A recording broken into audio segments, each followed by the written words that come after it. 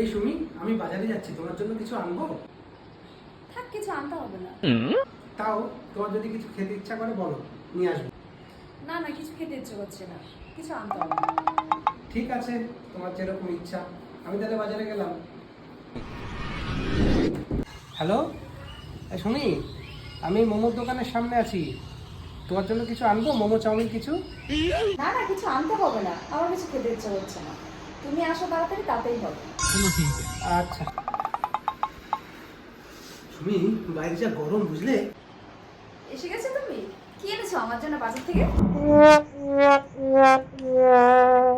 আরে তুমিই তো বললে কিছু আনতে হবে না, আমি তো জিজ্ঞাসা করলাম, ওখানে গিয়েও তো ফোন করলাম। মানে কি? আমি আনতে বারণ করছি কিন্তু তুমি আনবে না? কিছু তো সারপ্রাইজ দেওয়ার জন্য আনতে পারো। ধুর,